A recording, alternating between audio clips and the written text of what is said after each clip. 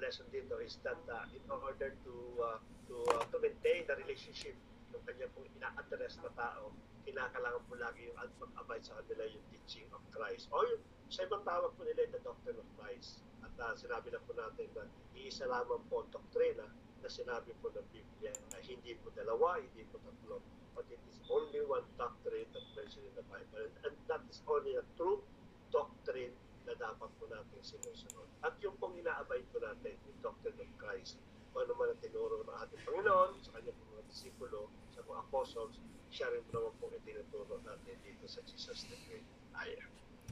2 John 1:7, for many deceivers and gone out into the world, those who do not confess the coming of Jesus Christ in the flesh, such as one is the deceiver and the antichrist. So binigyan na po rito ng ating kapatid na si John kung sino tinuturo niya.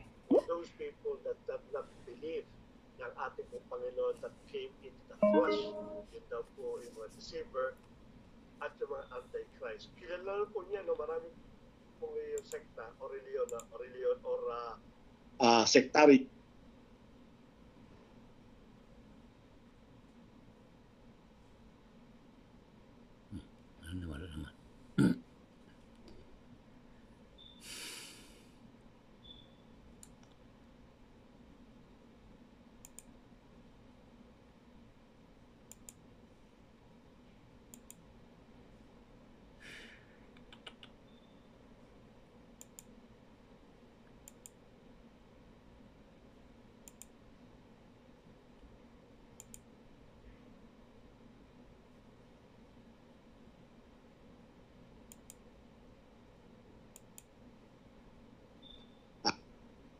Kilala po niya, napakarami pong reliyon ang naniniwala ng ating Panginoon sa Kristo ay tao na. Mamaya bibigyan po natin ng diin po yan. Isa sa mga revelation ng ating Panginoon dito sa 2 John, kung paano po natin mapapatunayan ng ating Panginoon sa Kristo. Hindi lamang tao lamang, kundi meron po siyang persona ng pagiging Diyos po. At yun po matatalakay natin. Madadaanan po natin ng konti. Okay po? Bakit po? Isa lang po. Kasi po yung pong 2 John, it is only a one chapter. Titingnan po natin, madadaanan po natin, mababasa po natin dito. Of course, yung author po na si Apostle John, traditionally considered the author of the second letter of John, also known as the 2 John. The letter doesn't explicitly name the author, but it identifies him as the elder. Ang sinabi lang po kasi ito, normally katulad ng mga napagdaanan po natin mga books, no? Normally, the book itself mention who is the author, katulad na kay Pablo. But this time, yung 1 John na pinag-aralan po natin last Monday, it never identifies the book itself na si John talaga yun. Nabanggap pinagit ng pong John, marami sa common po yung name po ng John. Pagdating po naman sa 2 John, sa pangalawa po, binanggit lang po naman siyang author. According sa book itself, ang tawag sa kanya error. No? Hindi po tinawag na John. No? At traditionally, yung elder na binabanggit dito kasi, when it applies yun sa panahon po ni John, ito po yung mga leader ng iglesia ng araw. They call themselves as a church leader or the church parang pastor. Sila po yung mga tinatawag na the elder ng araw. Normally, when you mention the word na elder, nangangahulugan po yan, isa po yung leader o isang tagapangulo. Hindi matanda, no? Hindi literally matanda, but rather, at ito na binabanggit po natin, no? Sa atin kasi mayroong pastor, may elder, at yung pastor ang pinakahit. Pero normal sa kanila, yung pastor po, ang tawag din po dyan ay elder. Kasama sa mga elder po yan. So itong taong ito na sumulat to po, it is an elder or it's a leader of the church during that time. And when you see writing, it's in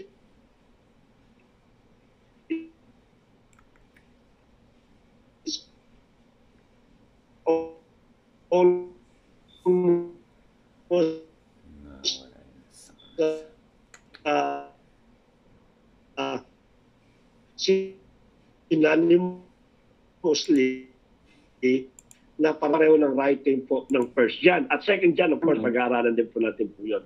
So, traditionally, in-acknowledge po yan na siya si the beloved. Sapagkat siya sa mga lige, no? Yung pinaka-post, yung pinaka-parang pioneering ng iglesia. Ano evidence sa tinignan po nito? May mga evidence proof it, number of John, and possibly the revelation as the Apostle John. Yan po yung mga posible na naisulat daw po ni John. And normally when you read itong mga nabanggit na ito, first, second, yung Gospel of John, at yung pong Revelation, you can see almost the same kind. Yung elder po, na binabanggit po rito, the letter identifies the author as the elder. Na yung sinabi ko na kayo na, which is consistent with Apostle John as an elder in the early church. Yan ang binanggit ko po sa inyo.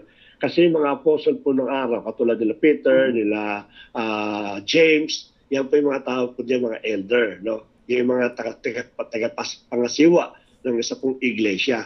Siya po ang namamahala sa pagpapatakbo po ng iglesia. Kaya consistent po yan. At yan po ay pumapasok sa category po ni John. At ang pangatlo po, yung thematic connection. Yung sinabi siyang themes. No? Normally, yan yung mga ginagawa po ng mga scholars, ng mga Bible scholars, na kung saan, in order for them to identify the author, tinitingnan nila yung pinaka-theme. No? Katulad, halimbawa, ng Book of Acts. Kung tutuusin po natin, the Book of Acts, also they never mention about the author, but it seems, no, parang karugtong siya ni Luke.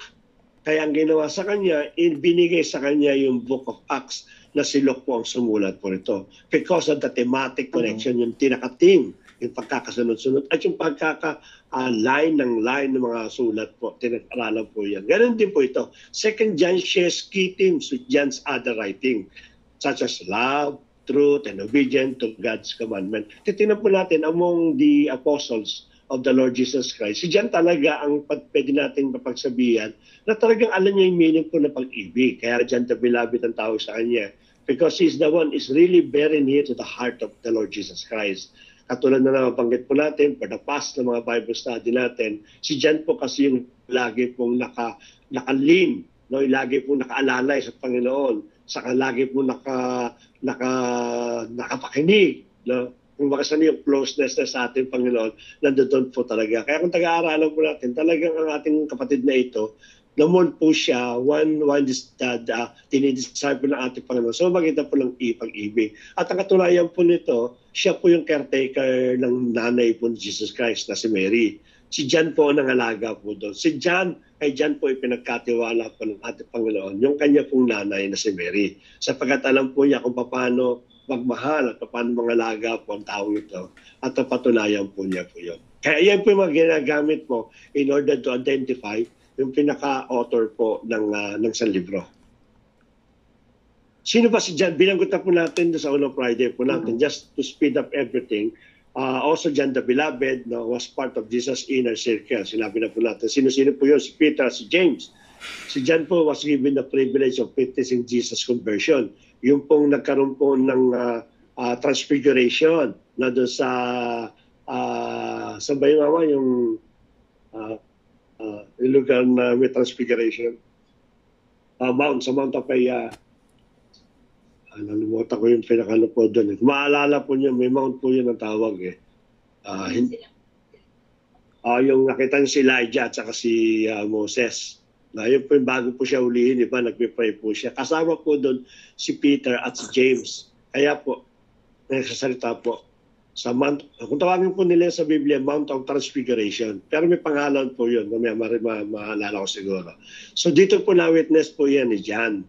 Nakita po nila kung paano po ang ating Panginoon sa Kristo. At napakinggan po nila rin sa mount na ito na kung saan sinabi ng Ama, "This is my son to whom I beloved," no?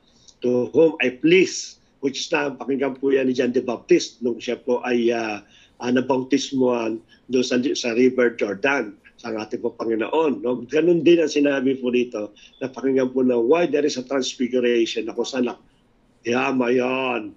Kung saan ay nakita po nila na ang kanluwa po, no? Yung liningning ni Moses at ni Elijah, pinakano po doon. Kaya gusto nila magkaroon ng parang monumental sapagkat nakita nila daw po ang Diyos. Yun po yun.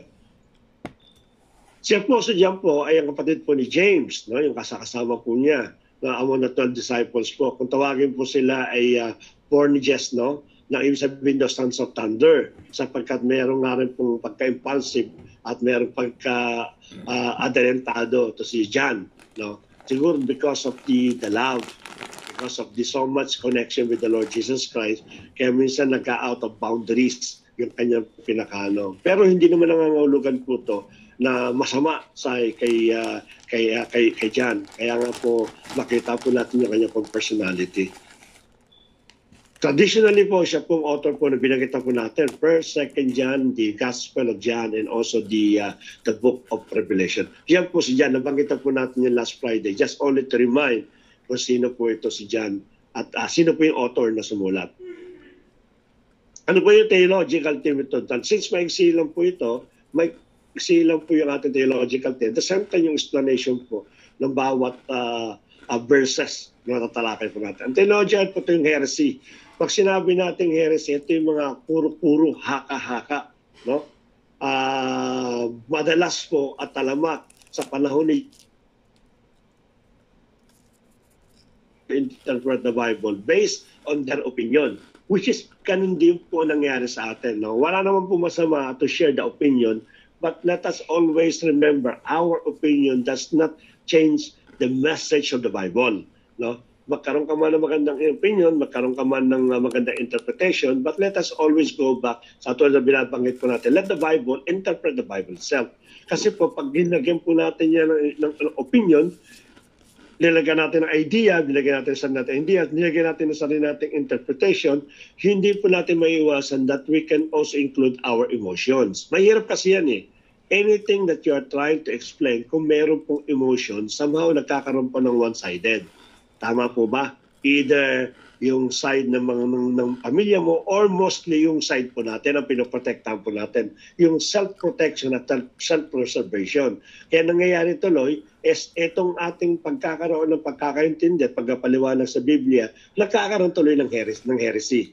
No? At uso pa rin po yan sa panahon po natin. Yung mga heretics, no? Kung tawagin daw po na, which is they profess their own opinion at their own interpretation about the Word of God. Wala po masama po ito as long as it is not against the original doctrine of the Lord Jesus Christ. Kasi maganda po yun eh. No? We can share our opinion as long as it can be under the theme, the thematic theme ng isa pong libro. The letter notes how damaging Paul's teaching can be to the church. It prompts contemporary readers to consider whether Christians should continue to be concerned about heresy in the present day. Kaya kasi sinabi natin kanina sa ating pong verses na kung saan mag-maintain daw po tayo sa doctrine of Christ. Why? Because during that time, lagana po yung heresy. Yung mga heretics, nagpapahayag po ng kanila pong idea nga, and somehow nakakuha po sila ng mga mananampalataya. And even in the present day, sabi nga natagpuan na rin po nila yung because yung kanilang katotohanan, then lumipat po sila. Marami po yan. When you are watching a video sa YouTube po, makikita po niyo they are already pastors. They've been used by God mightily sa pag-share ng Word of God, sa pag-evangelize, sa pag-iingkayat, to become a Christian. Then suddenly nag-transfer po na ibang reliyon at sinasabi po nila yung kanila daw po na pag-aralan ng oro ay hindi raw po totoo. There are deceivers. Marami po yan sa panahon po din ni John. Kaya po ini-encourage niya yung kanya pong sinulatan ng 2nd John to maintain to that teaching of the Lord Jesus Christ. Sapagat napakalaga po yan. Once at the moment that the Lord Jesus Christ came back for the second time at natagpuan po tayong wala sa ating Panginoon, that we are trying to exploit the heresy. Iba po at naniwala po tayo, that will be a problem. Yan po yung theological team po sa 2nd John. Ano po yung pangalawa? Dalawa lang po yan. Incarnation. Yung binabanggit po natin kanina, sabi nga natin, for those people that does not believe that Jesus Christ incarnate, na nagkaroon daw po ng flesh, then that is the deceivers and the Antichrist. Kaya kasama po yan. This letter insists on the full coming of the Son of God into human flesh, a fully human Savior. Many philosophies and religions of the 1st and 2nd centuries, yung una at yung 200 BC, so the body or flesh as inherently evil. And this led some people to resist the idea of Jesus as God incarnate. There are indications in 2 John that these ideas had influenced some in the Johannine community. And the author insists that those who do not confess that Jesus Christ has come in the flesh are deceivers and antichrist. Nasa 2 John chapter 1 verse 7 po yan. Yung Johannine po, sabihin po yung mga na-sharean na pangalagaan po ni John the Beloved. No, ito maliwanag po ito, no? Na sapagkat during that time po, no, during yung kasi 100 to 200 BC, continue po yung growth ng mga churches. Nakita daw po nila, ang tao talaga ay madumi. Ang tao talaga ay masama. Ang tao talaga is born to commit sin. Why? Because they always believe that the flesh, the ating pong flesh, it is really born na mag-commit daw po ng kasalanan. So, because of this idea, katulad na sinabi sa inyo, heresy, no? Because of this idea, because of these interpretations, na kung ang flesh daw po ay talagang committed to na magkaroon ng pagkakasala o magkasala daw po, definitely Jesus Christ never daw po nagkaroon daw po ng flesh. They believe that the Lord Jesus Christ as the Son of God, no, but they don't believe that when He came to the earth, meron daw po siyang human flesh. No, naniniwala sila they have a glorified bodies, ang ating Panginoon sa Kristo. No, but ang glorified bodies kasi, katulad na bilanggit po natin, na noong panahon po ng ating Panginoon, nung during the time ng resurrections, hindi po siya nagpapahawak because the glorified body, it is a body from heavens. Yung pangkatawan na ginamit ng ating Panginoon nung siya pinabuhay, pangkatawan langit na po yun. No? Kaya hindi niya pinapahawak because he has the glorified bodies. But during that time, nung nagmi-minister po siya, it is the normal flesh ang gamit po ng ating kapatid, ang ating Panginoon sa Kristo. And that is the reason why pinapaliwanag po ng ating kapatid na si John sa 2 John na yung incarnation po niya, it is a completely human flesh. Kung paano meron tayong human flesh is the same also with the Lord Jesus Christ. At kung sino naman daw po ang hindi naniniwala o tinatanggihan na papanin ang hindi po nag-agree ng ating Panginoon sa Kristo na katawan tao, then ang sabi daw, ito po yung mga deceivers. Sapagkat napakahalaga po, no? Let us remember, napakahalaga kasi ng pagiging human being po ng ating Panginoon sa Kristo. Why? If there is no human flesh ang ating pong Panginoon sa Kristo, definitely whatever the Lord Jesus Christ offered to God as a perfect sacrificial lamb, hindi po yan tatanggapin ng ating pong Diyos. Sapagkat ang taong nililigtas niya, definitely ang kinakailangan po niya, it is a perfect human flesh na yan po. Sapagkat yung pong kaparaanan upang lahat pa noon may human flesh ay magkaroon po ng kaligtasan. And then this is the reason why, natatandaan niya si Sister Rona, nagtatanong siya, sabi niya, why the angels, no, hindi raw po siya napasama sa kaligtasan. For those rebellious angel, bakit di raw po sinama sa kaligtasan doon sa cross of Calvary? Because they don't have human flesh. Yun pong problema po kasi. Kaya yung kanila pong kasalanan, it is the eternal damnation, eternal punishment. Because ang ating Panginoon namatay po para lamang sa mga meron pong human flesh. Tao po, no? Yun pong kanya. Kaya napakalaga po na siya po talaga ay nagkaroon po ng incarnation, na-incarnate po siya using the human flesh. Yun po isa sa mga theological team po sa 2 John. Kailan po sinulat po ito? Pareho lang po siya. No? Wala siyang pagkakaiba. Between 95 AD to 110 AD. Yan din po yung date na sinulat po yung 1 John. At yan din po yung date na sinulat na po yung 3 John. Magkakasama po isinulat po yan ni John the Beloved. It is unknown exactly when and where 2 John was written. It was likely written sometime in the latter part of 1st century AD. Karituan binanggit po natin. Bagamat hindi po siya unknown yung kanyang date, but because of the yung kanyang writing itself, na-identify po kung kailan po niya isinulat po ito. John was likely written in Ephesus. Binanggit ko na po sa inyo, no? Because sabi nga natin, hindi naman po mostly naglayo yung mga apostles ng ating Panginoon, except for Pablo.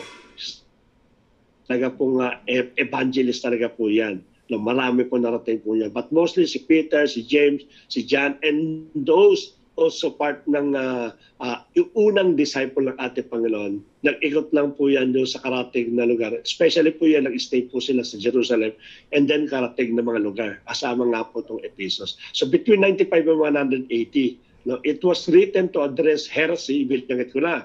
yung mga maling idea, maling paliliwanag, maling kuro-kuro, and encourage believers emphasizing the importance of love, faith, and ethical behavior. Among the letters po ni John, no, kahit doon po sa gospel, makikita po niya lagi yung love and faith.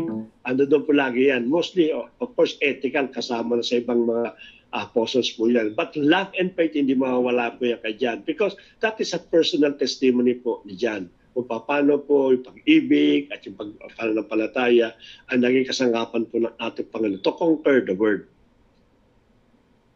Ito po yung introduction po. No? 2 John is the shortest book in the Bible. Pinakamaiksi po yan. One chapter lang po ito. Chapter 1 lang po. Kaya tingnan po natin yung mga famous verses na sa chapter 1 lang po yan. No? This letter features only 10 verses. Sinabi ko na. Pinanggit na po dito. Chapter 1, isang chapter, but 13 verses lamang po. Pero hihimayin po natin para magkaroon tayo ng magandang study about the 2 John. Again, ulitin po natin, it's a personal letter po ito. It was written to encourage all Christians not to lose focus of Jesus Christ and to warn against persistent heresy. His key purpose is that his children, pinanggit na po kasi yan, children of God. Pakikita po natin bakit may children ito. May abide in the truth and the truth may abide in them. Na in-encourage niya to continually living in the truth. Sapagkat kung hindi po siya makakapag-encourage, is very clear that there is a tendency, ang isang Kristiyano po na katulad natin, like us, there is a possibility na maniwala tayo sa mga heresy and later on ma-adapt natin po ito at magkaroon tayo ng maaring way na maligaw po yung ating pong tunay na pananampalataya. Ilang pong chapter? Isa lang pong chapter, but we will divide it into 5 party po ito. I-email lang po natin. Maiksi din po ito, but para po mas maganda yung ating po magiging paliwanag. Ano ba part 1? Verses 1 to 3, ang tawag po dyan, the elect lady and her children. Ito po kung saan in-address po ni John yung kanya pong sulat. Aaralin po natin mamaya, bigyan natin ng konting paliwanag, yung lady. Kasi yung kagad ang una yan, sa verse 1, kung mababasa po niyo yung 2 John, andyan na kagad yung lady. Sabi yan, pinanggit po dyan, the elder who love the elect lady and her children. No? Napaka-personal po yan. Kung baga in-address yung 2 John doon sa babae at sa kanyang mga anak. Yun pong 2 John. Pumiyak din naman sino po itong babae at sino itong mga anak po niya. Sa chapter 2, sa verses 1 to 5, verse 1-4, commendation for those walking the truth. Kung paano po pinuri, in-encourage niya yung babae na ito at yung kanya pong anak upang sa ganun hindi po siya maligaw ng binanggit natin kanina ng mga heresy, mga heretics, ng mga teaching. At yung verses 5 to 6 naman po, commandment to love one another. Again, nakasaka dyan, first John din po yan, yung love one another. Lagi po lang dyan po yan, to love one another.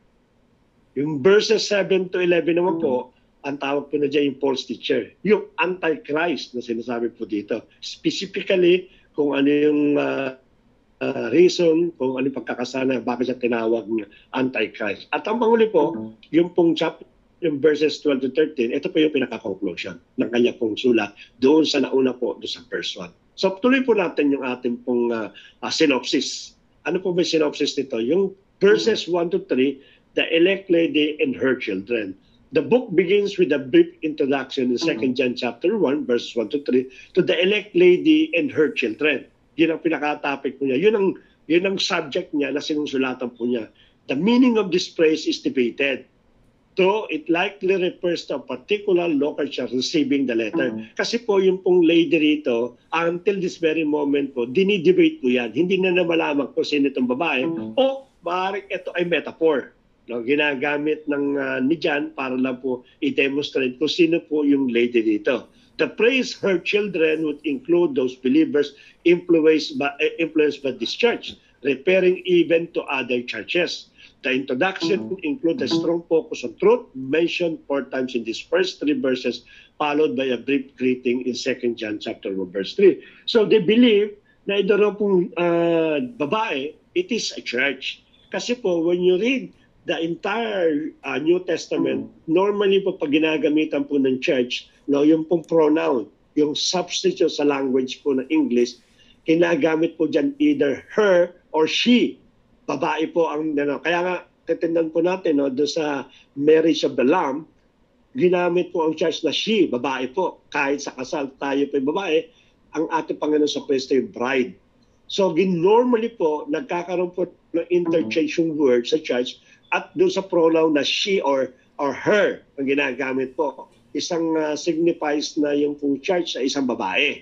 Yun doon ang naging kaparaanan ng iba pong Bible translator, kaya tinawag po nila na maaaring itong babae na ito na elect ay isang church sa Ephesus, at lahat na naging bunga po ng church na sa Ephesus, yung po tinatawag na anak ng babae. Yun daw pong paliwanag nila dito sa elect lady. Pero meron po maganda kasi ito, yung sabi nga natin lagi, no, dapat nagkakaroon tayo ng school of thoughts, no? Maaari ito yung isang thoughts na napag-aralan o naiintindihan, at maaari may iba pong thoughts, no? Sapagkat po ito. Wala kasing specific na malinaw na concrete kung sino po itong elect lady nito. Or maaaring naniniwala sila na itong elect lady na ito ay letter address could refer to actual woman, sa isang babae talaga, sa church leader and member of the house church. Yung isang, kumbaga sa meron babae dito na nakakilala at naging disipulo ng ating Panginoong naging disipulo ni John, at nagko-conduct po siya ng isang worship service sa bahay po niya, kasama yung kanyang mga anak at yung iba pang mga mananampalataya po niya. Mari ito yung mga commendation na papuri ni John patungkol doon sa babae na ito. Paggamat hindi po minention yung pangalan po ng babae, it could be Martha, no? Yung pong kapatid ni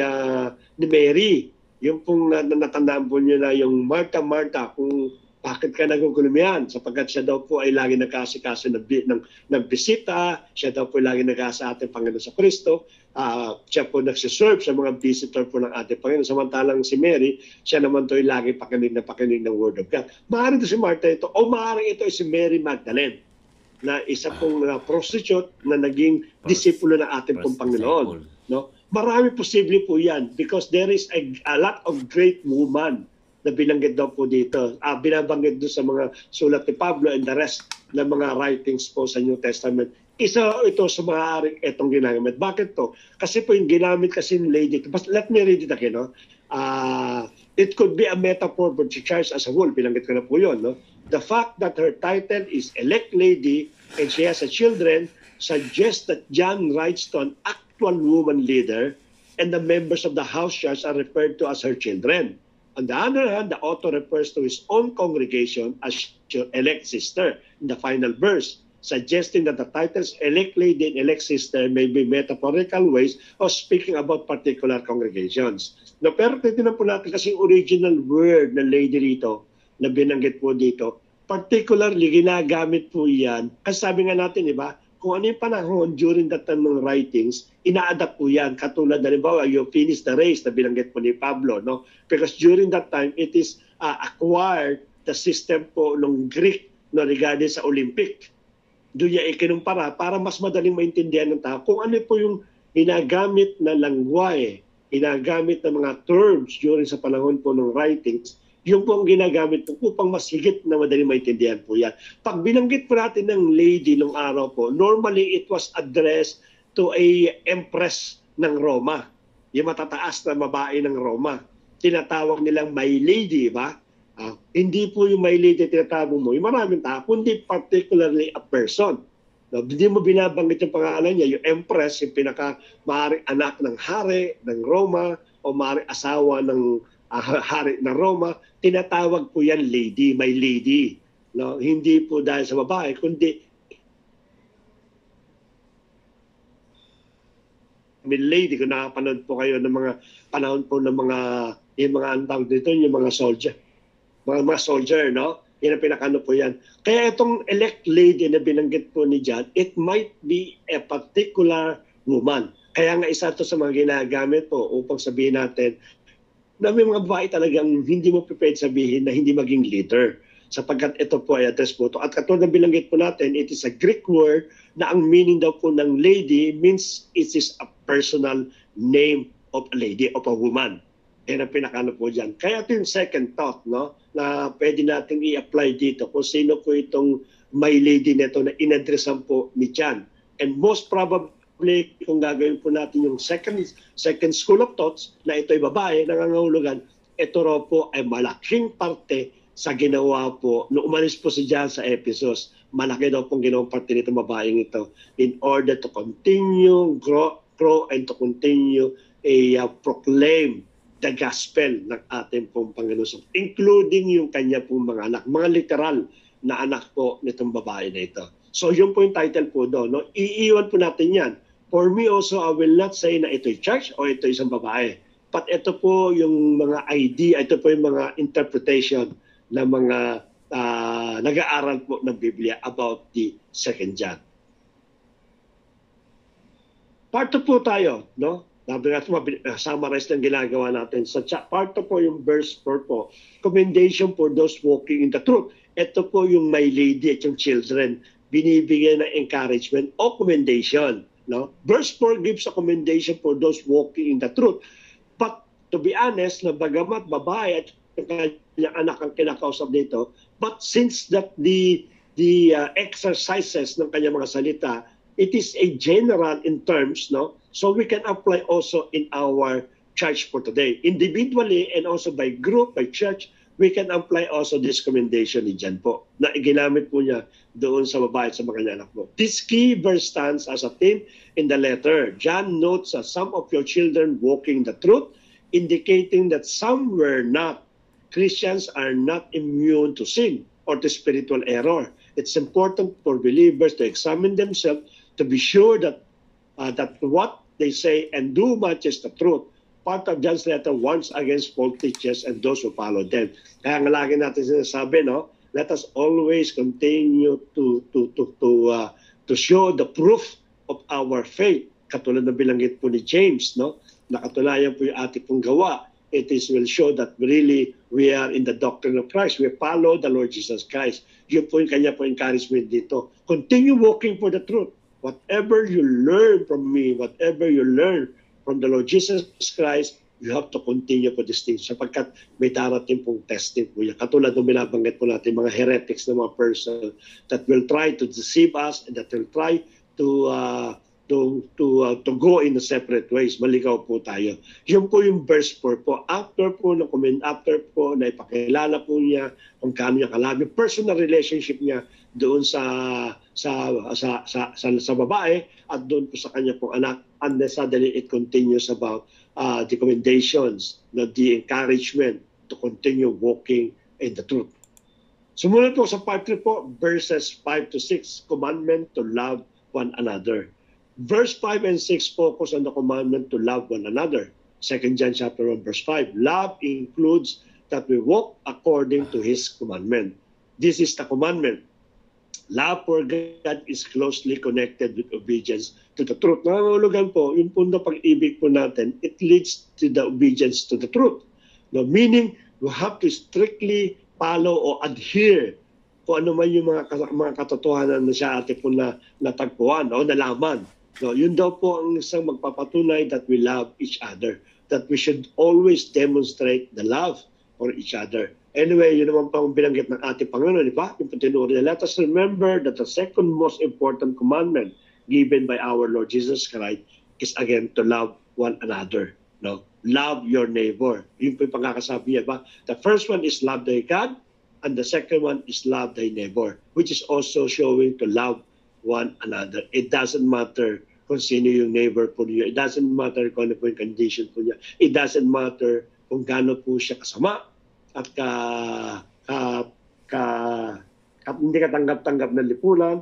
We should always love one another. Yun po yung commandment po ng ating Panginoon sa magitan po ni John na gusto pong i-demonstrate ng babae at ng mga anak po nito na sumusunod sa kanya. In order for them na magkaroon po ng identity, na magkaroon po siya ng ID that indeed that these people really following the Lord Jesus Christ because of loving one another. Tatanapon niyo, no?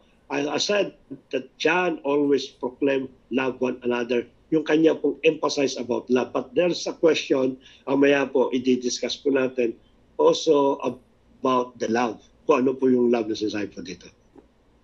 Sa part 4 po, yung pong verses 7 to 11, ito naman po yung false teacher. Bilang kita po natin kanina po yan, kung sino po specifically na na-identify yung mga false teacher. No? Sa verse 11, verses 7 to 11, then focus on false teacher.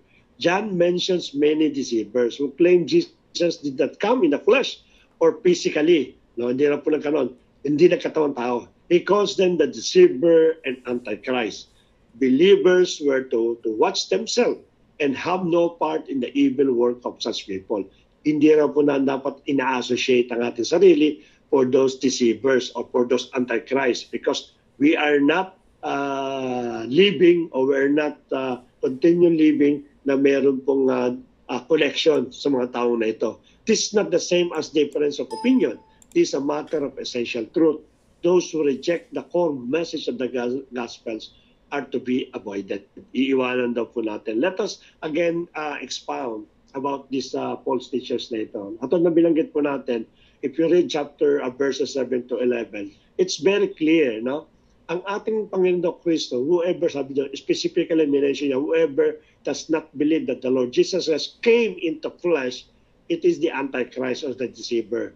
Now, tingnan po ninyo, no? Ito kasi may message po dito binigay ng Lord sa atin. No? It is really show that what we believe, that the Lord Jesus Christ is not only a simple, a human being. Is not only a human being. There is something behind sa pagiging incarnate ng ating Panginoon sa kanya pong flesh. There is a teaching here that showing that the more special about the character of the Lord Jesus Christ. No? Because how come that if the Lord Jesus Christ, we believe, no? For other sector, other religion believe that is only a human, is only a human being. No, how can you tell us that a person to become a flesh, if he is really practically, logically, dapat may flesh po talaga because it's a human being, right? Hindi na sasabihin ng Bible verse na ito that whoever does not believe that the Lord Jesus came into the flesh, it is Antichrist. It's very clear na ang kanyang real estate, he don't have the flesh. The Lord Jesus Christ don't have the flesh, but because he wanted to save the human being, he adopted the flesh. No? Ngayon, the question is, what is the first nature of the Lord Jesus Christ before he became a human being? Definitely there is, no? Because he just borrowed the flesh, he wear it in order to save the people. So ano yung kanya pong ano? That if you go back again, what is the original state of our Lord Jesus Christ? You will find out in Philippians chapter 1, no? It's very clear. Ang sabi po doon na, he removed his personal identity. He removed his glory in order to become a human being. So it's very clear po dito that the Lord Jesus Christ is not only merely human being or human person, no? But rather there is an original divinity, the original character of the Lord Jesus Christ na nawala sa kanya in order for him to wear the flesh. Yung pinapinahan nito. Kaya ang tao po, because as I said earlier, because the people, they don't believe that the Lord Jesus Christ inherit, no, or use a physical body, sapagkat alam po nila that the physical body intend to commit sins, no, hindi sila naniniwala po doon. They believe that the Lord Jesus Christ came on earth using an immortal bodies, using a glorified bodies, because hindi po siya nagkasala.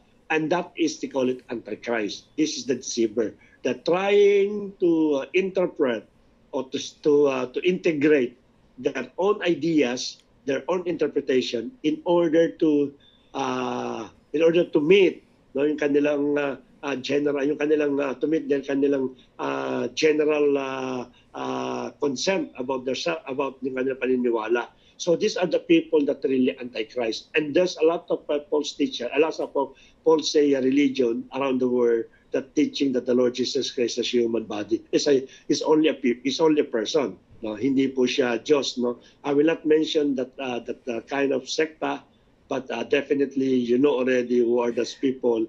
Ang sahog sa kanila is Antichrist. No, Nagamat they call themselves as the follower of the Lord Jesus Christ. But at the end, ang maliwanag po dito, no, they will deceive and they become Antichrist for those people that they don't believe that the Lord Jesus Christ came in the flesh. Ito po, maliwanag po yan dito po. Pinakikita po dito po yan. And there's a lot of things now, really are using a lot of logical ang ginagamit po nila. No? In fact, marami po nagkasabi, they're using the word that God is not a human being. Sabi daw po dan, neither a person. Tama po, no? It is correct. No, try to understand that verse sa Old Testament, hindi naman po talaga human being ang Diyos. God is not a human being that can be lie, ang sabi po doon. But rather, He can be aware of flesh, katulad po ng binanggit at katulad ng ginawa po ng the Lord Jesus Christ and become a human flesh. Ito pa bilanggit po yan. And be careful for the false teachers. Bagamat specifically, mention po dito for those title to become a false teacher or the Antichrist. But there's a lot of things na binanggit po natin for the previous mga epistles or letters that really trying to manipulate the doctrine of the Lord Jesus Christ and trying to entice us to believe sa mga kanila pong false teaching. Sa part 5 po, ang pinakuli po is verses 12 to 13, yung 12 to 13, the conclusion. No? Verses 12 and 13 conclude the short letter. John has more to write, but he wants to meet in person to make his joy complete. No?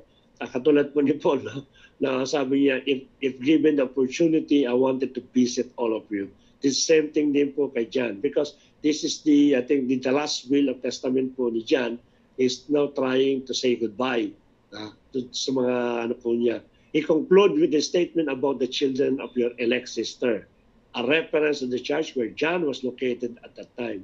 Though concise, John's letter addressed important issues related to truth, love, false teacher, and the persons of Christ. Ito po yung kanya pong 2 John, about the truth, the love, the false teachers, and the persons of Christ. Ano po ngayon ang moral lesson po dito? It upholds both truth and love. Binabanggit natin yan. Faith and love, truth and love. No? John began his letter by addressing those he loves. Yung babae po, no? The lady, and also the children. He carefully clarifies the kind of life he has for his elect lady. Again, a love grounded in truth. Because as I said before, it is a personal letter of John to this elect lady. Yun ang ina po niya.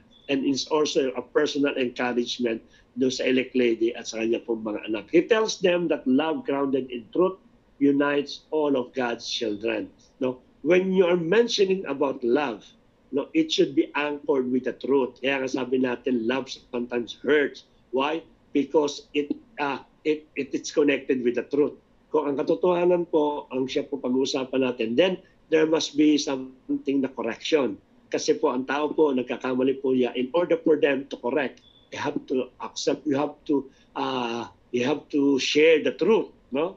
Kaya lagi po naka-anchor po yung love doon. It tells them that love grounded in truth unites in all guys. Elsewhere, Paul writes that Christian unity is grounded in a common spirit. One spirit, one Lord, one baptism, and the blood of Christ shed to atone for our sins. Here at the beginning of 2 John, we see that our unity is also grounded in the truths we all believe together. Pay attention to how he quietly and uniquely ends his greeting in truth and love. Ito yung kanyang sinulat po. The last statement po for the 2 John in greeting in truth and in love. This grace, mercy, and peace that we receive from God the Father and God the Son come through the conduits of truth and love. Truth and love are not at odds with one another. Quite the contrary. They must both be present in equal measure for grace and peace to flow into our lives. Katulad ng binanggit natin, if we are really wanted share your love, there must always be a truth connected for these things. Sapagkat yung tinuro ko ng Friday, no, ng Sunday, sabi doon, katotohanan, truth can set you free. It is not only experience love, but also can set you free sa mga kahinaan at sa mga pagkakasala po natin. Number 2 po, it upholds obedience. Now, if it upholds the truth and love, it also upholds obedience. John spent the next 6 verses telling his readers that truth and love must result in obedience. Kung nagmamahal ka, you are telling the truth, you are living the truth, you must be also obedient. Said another way, we must walk in truth and love, not merely admire them as a distance.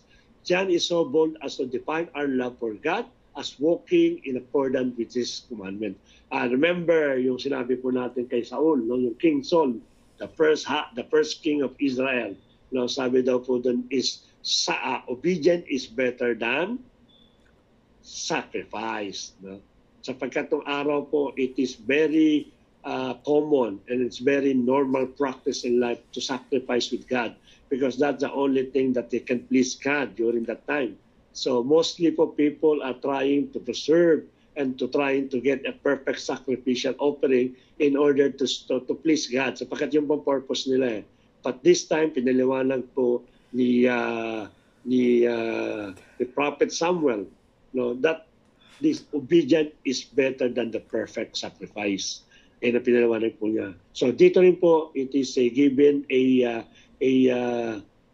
importance how not only the truth and love, but also the result of the truth and love. It means we have to obey God. But John is clear that our obedience is the truth, not merely an idea of what is the truth.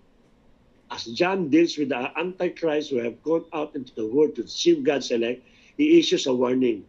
Watch yourself if we're not careful to make sure that our obedience is grounded in the truth of who Jesus is, we may end up losing our own very souls. Kinakailangan po yan. Let us always remember, hatod na binangyari po kay Saul, no? As I said, no, nagkaroon po siya ng problema because he's thinking that the obedience and that the sacrifice is more important. Here, it was given that when you're saying that you have the truth, you are living the truth, and you're expressing love, we must always obey. Sapagkat yan po lagi kayong byproduct po ng dalawa na yan. Finally, and most disproportionately, John said that if we continue to abide or walk or live in truth, lies about who Jesus is, then our obedience is worthless. Tama nga naman, kung nakatotohanan, no? It could hardly be more explicit. Everyone who goes on ahead and does not abide in the teaching of Christ does not have God. How important is obedience grounded in truth? It is important as having or not having God, and there's nothing more important than that. Let us always remember obedience po natin. Truth, love, and obedience form a three-sided structure. If anyone's piece is removed, the gospel, the word, the wool of our Christian faith, and even our person will be lost. Again, there is a triangular here. Truth, love, and obedience. It requires for every member, no? and hindi lang po member ng Jesus na ginitayan, but in every member, the body of Christ. The truth, the love, and obedience. Yun po pinakano po niya. Napaka-importante po sa atin. Number 3 po, it helps us to think well about how we should interact with false teachers. What we should do when we are facing or someone, that we know that it is a false teacher. How are we supposed to teach our members to think and deal about the popular pastors? Marami kasi ngayon yan, no? They're trying to wear like a sheep, no? They came to you that like a smile, they're sharing the word of God, but behind that kind of clothing, they are like wolves, no? They're trying to devour you. Ito yung mga pastors na ito. Nagkataka nga ako, sabi nga nila, is I don't know why they cannot say these things to mga pastors na ito. I don't know, no? Maybe because of the manipulation, because of the spirit that working within the church, they're completely blinded, no? Harap-harapan na po nila yan. No? Kitang-kita na they see it very clear that the pastor is really enriching themselves, no? Nagpapayaman po. They're trying to cover these things by their smile, by their love, no? But wala pong katotohanan. Kaya sabi sa inyo, we can love without truth, no? Yung pinakano po doon. Madali po tayo madaya po doon. How should we teach them to think about men who are supposedly herald of God, but who nevertheless teach a message that leads people to compromise truth and obedience for the sake of love or love for the sake of truth? Pakalaga po yan. So let us always know how to deal these things. Makikita po natin mamaya po yan. Verse 7 and 8 address the Antichrist, the deceivers. These are the ones who preach a different Jesus. Specifically, John addresses the false teaching of Gnosticism. They do not confess the coming of Jesus Christ in the flesh, but the principle applies to anyone and everyone who comes bring a different teaching about Jesus Christ. Yun lang po. Meron pa pala tayo habang muli-muli. John tell us those who abide in the teaching of Christ not to greet this false teacher. No?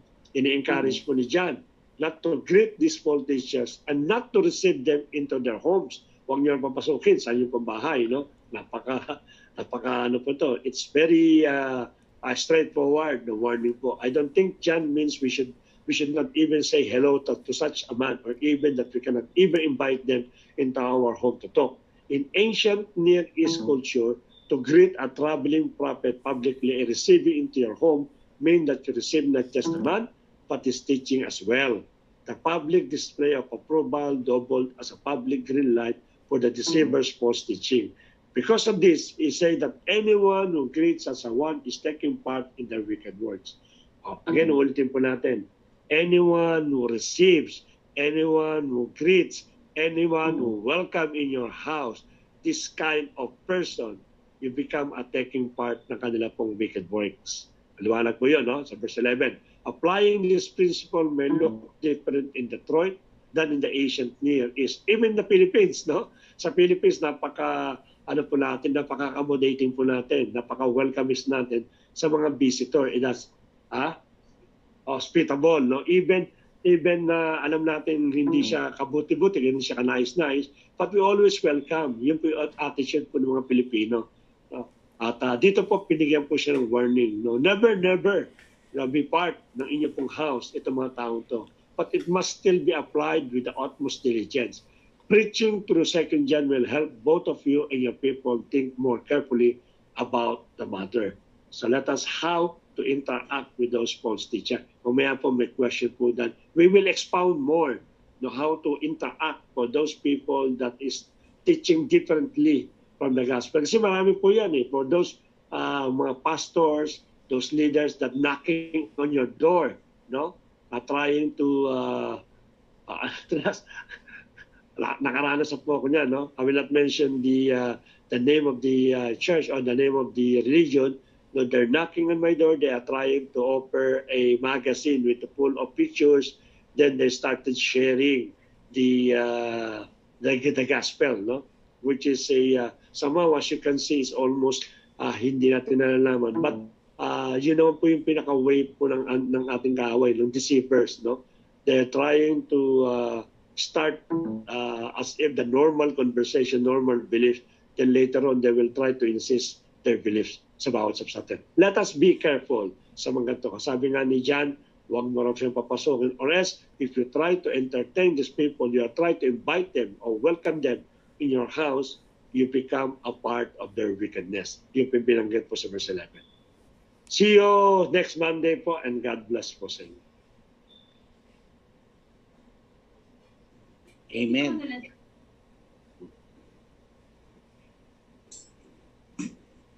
Yan ako, i-mute ko. Sorry.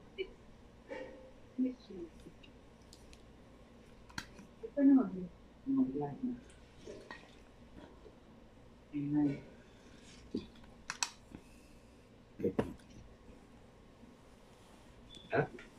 Inom na ako. Inom ka? Tawawa ko. Naririnig niyo po ba ako? Amen po. Ayan. Nauuhaw po.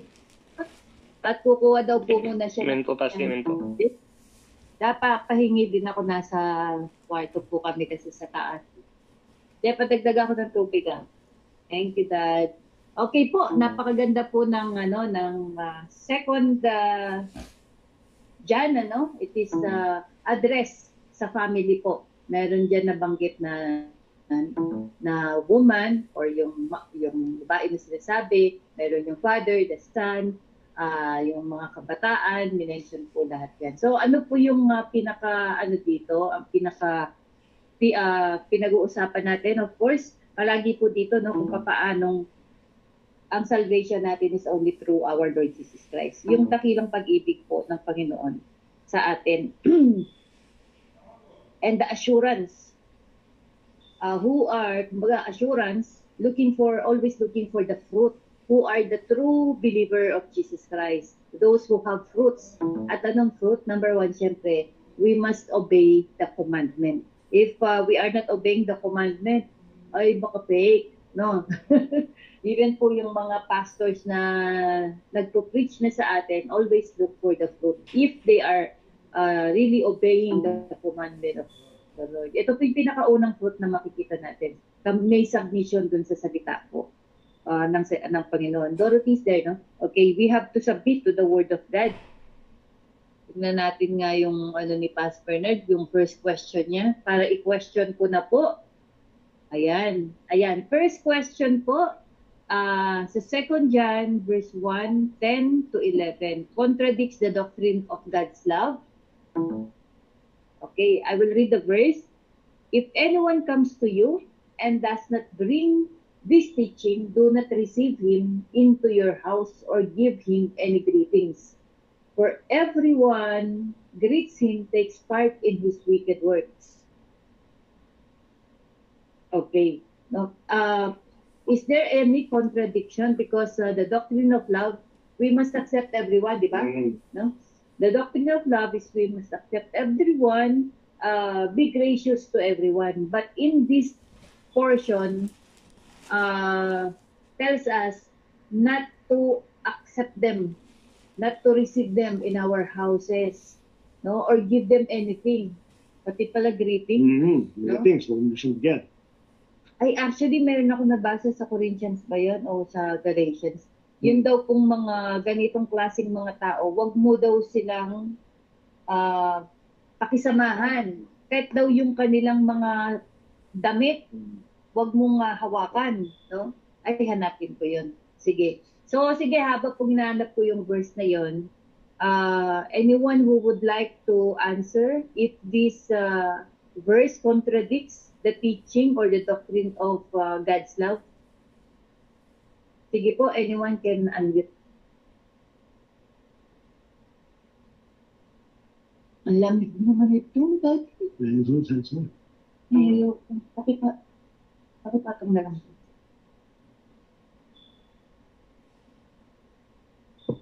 Okay po, anyone po who wants to answer? Does this verse contradicts the teaching about loving, diba? Love your neighbor. Love one another. Oh, love your neighbor, love one another. Does this contradict? Hello po, Pas. Okay po, Kuya Jomel. I think po yung naka-refer po dito is yung mga agnostics po.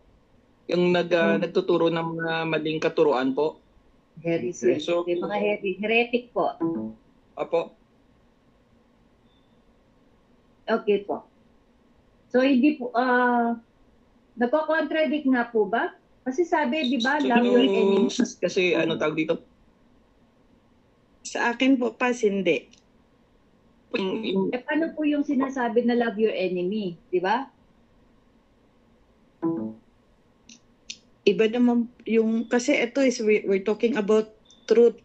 Jesus is the truth, di ba po? So kung anyone that doesn't teach us about Christ and acknowledging Him is, hindi yun katotohanan. So kung hindi niya ina-acknowledge ang Panginoong Jesus as the truth because He is the truth, the way, and the life, then I don't think that we have to be yun nga, dapat tayo maging vigilant kasi there are people who are nice and there are people who are also kind. Magkaiba po kasi sila ng aspects. Ang nice is yung outer appearance but kindness is within. The same thing din po, ito yung para po sa akin, any religion that doesn't acknowledge Lord Jesus Christ as God and Savior, hindi po dapat natin i-acknowledge din o maging part ng ating pamumuhay. Because we are living in the truth and we acknowledge one true God, true Lord Jesus Christ, and He is the truth. So yung ethical truth po yung ating pinanghahawakan, yun po yung akin. So hindi po siya contradicts sa akin yung sinasabi na yung doctrine of God is love. Because si Jesus po yung love eh. Kung i-dinideny siya nung tao na yon, then he's not love also, and hindi rin siya dapat i-acknowledge kasi hindi niya man ina-acknowledge yung katotohanan and yung pagmamahal, because God is love, God is the truth, the way, and the life. Di ba po, Pas? Correct me if I'm wrong po. Okay. So, palawigin po natin yung questions. Nadidim naman tayo Pastor? niyan. Opo, yes, Sister Dorothy, go ahead. Yeah.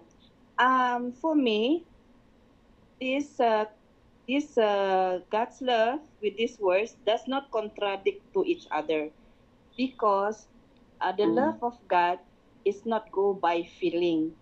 It is a principle of loving God, because Jesus died at the foot of the cross. He reflects the principle of God's love towards us. Yes, we have to forgive, we have to love each other, but it is not going by a principle. We have to love people by loving them to fulfill the law of God. So, loving people by principle, we need to fulfill the love of God through the principality of a Christian living. So if we gonna invite, if we will invite someone wicked that is not following the principle of God and go with them because of our feeling, automatically we are not loving God by principle. We are loving God by feeling. Oh, Okay. thank you. Thank you very much. So let me expound more the questions. So, salamat kay kay Jomel, kay Ate Rona, at kay Sister Dorothy. Let me give a practical questions in connection with the our first questions. We know some religion, they're making house to house, like us. No, we're doing house to house evangelism, assuming that you are in your house. Someone is knocking your door, knocking in your house, and they're trying to present a gospel. I will mention out this time para just for them, because normally naman those people that doing these things are either us, a born-again Christian, or Jehovah Witness. Jehovah Witness are very good in bringing the teaching or bringing the doctrines by means of house to house. Assuming that someone is knocking your door, it is a Jehovah Witness. Are you welcoming them in your house, or you just shut down the door immediately and tell them go away? Something like this. Anong decision po natin po doon? Are you trying to listen to their message or to their teachings, or you just completely close the door? Because here it is very clear, no? Do not receive them in your house or give them any greetings.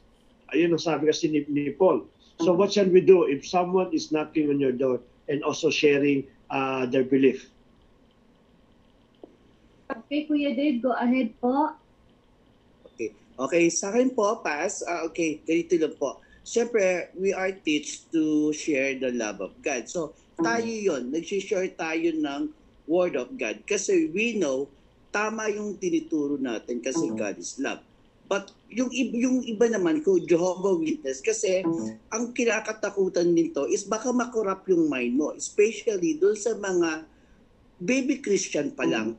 Pag nabigyan ka ng bagong idea, magkakaroon ka ng question. Kasi sila almost the same lang yung turo. May konting twist. Kaya ayaw ni God na ganun yun. Makorap yung mind mo or magkaroon ka ng teka muna, totoo kaya? Totoo ba yan? Yung ayaw niyang mabago yung paniniwala mo na ang Diyos talaga, si Jesus, yung ating tagapagligtas. Ganun po. Hindi tayo tinuturoan tayo na wag bigyan ng pagkakataon na magkaroon ng impulse ng corruption. Ganun po. Amen po. Okay, sundan ko po muna, no? Mama, kami sabihin. Sundan, let me follow up let me go with the line ni Kuya Dave, no? think if we try to close the door, isn't it that we don't give him the chance to listen to the Word of God, the right doctrines? Because if we have the right doctrines, it is not possible for him that you encourage him to become also a born-again Christian. It means you are the one that shut down the door for him in order to understand, to understand the truth.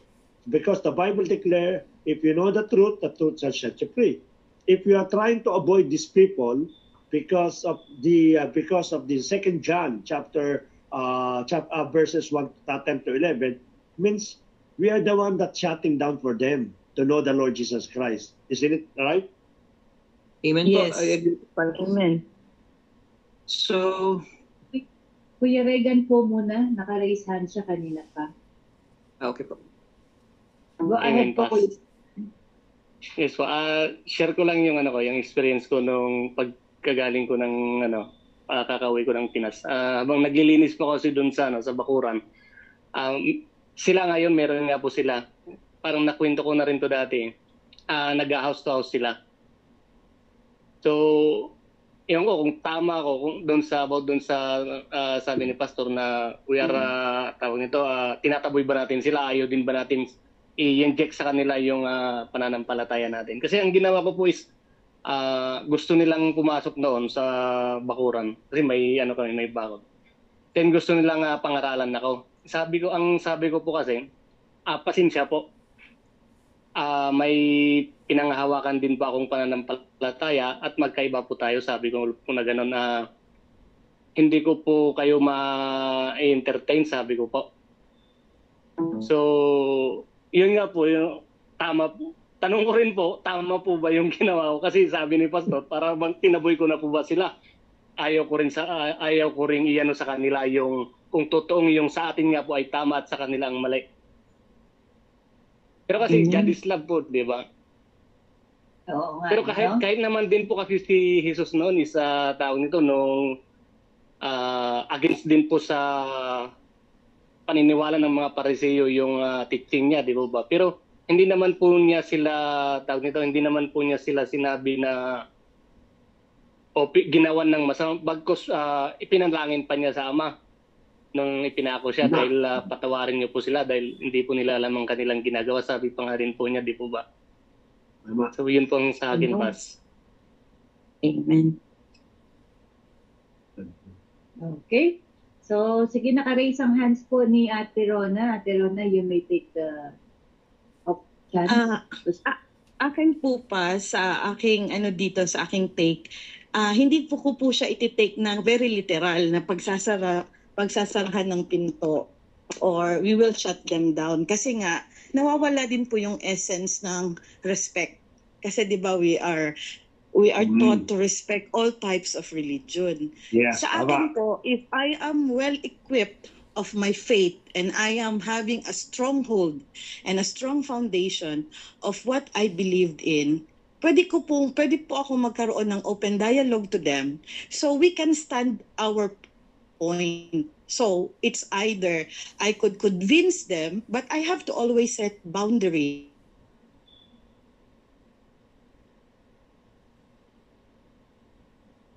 Vigilant kasi napaka-harsh po ng approach ng yung pagiging radical. So as a Christians, that's how we are different from the others. Kasi we are worshiping a loving God. So hindi po ang sa akin po, I mean to say, yung approach na pagsasarahan mo kaagad ng pinto and you will never listen to them, you only seclude yourself and you also seclude the message and the gospel of the Bible for yourself alone, na hindi mo siya mabibigyan din ng opportunity to spread the gospel to others, lalo na sa non-believers, because this is how we continue spreading the gospel. Kasi hindi naman natin pwedeng i-evangelize yung kapwa lang natin din mananampalataya. We have to reach out to the non-believers. So sa akin po, if I am really having the strongholds of my faith and I am having a foothold on the truth of my Lord Jesus Christ, then I could set an open dialogue to them, discuss further, and yun na nga, magkakaroon ng magpapaliwanagan hanggang sa I'm sure that I will never be persuaded by this person, but I might persuade them to believe in my truth, which is the Lord Jesus Christ. Yun po yung approach ko, Pas. Okay. Si Kuya Arnold na nakalinis ang hands niya. Amen. Amen po, Pas. Bilang ko rin ang hands ng mga gusto para hindi tayo magkasabay-sabay naman. Kahit po kasi yung doctrine of God's love, hindi naman pa ibig sabihin literal na you love your you love one another. It's more on yung sa being obedience po dun sa mga commandments niya. It's not about the feeling, kagaya ng sinabi po ni Sister Dorothy, it's not about yung damdamin mo kasi let us always believe na yung feeling po natin is always a deceiving. Kaya yung doctrine of God's love is about obedience to His commandments. Remember natin that God is holy, God is pure. Kaya yung ano man yung commandments niya, it reflects His character po talaga. Ngayon, itong mga to, doon sa sinabi ni Second John, na kung may mga isang grupo ng mga tao na you can have that madideceive mo na yung nila, you have that conviction, then for me, para sa akin po is katulad ng sinabi ni Terona that you stand your own faith, but for me, alam mo pa yung belief nila na contradict doon sa belief po natin, doon sa doktrina, hindi na po siya kailangan po natin i-entertain. Yun lang po yun for me.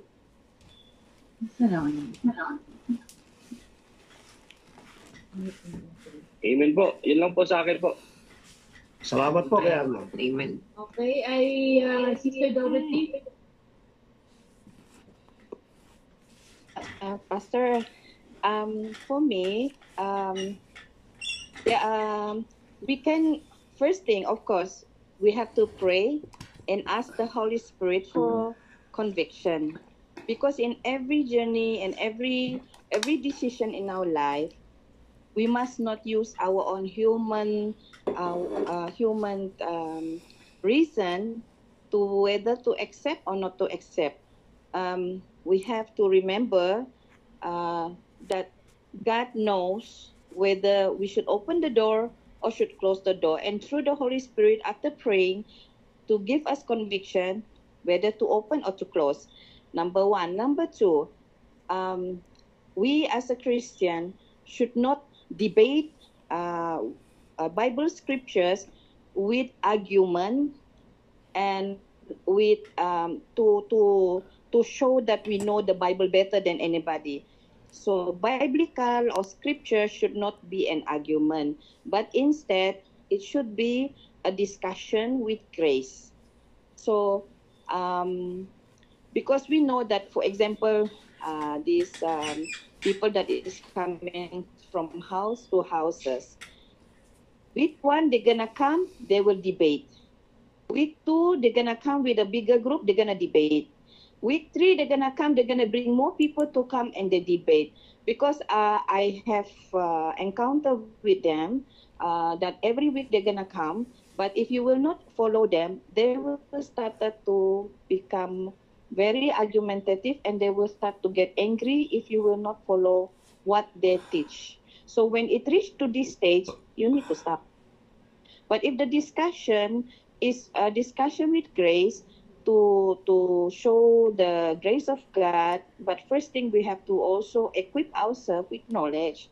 So when we have a discussion, it should be with full of knowledge and with grace under the discussion. But when the discussion will reach into a debate and an argument to see that who wins, that we have to put a stop.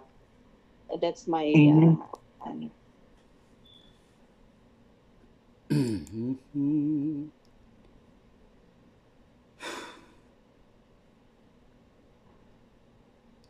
Ano nangyari?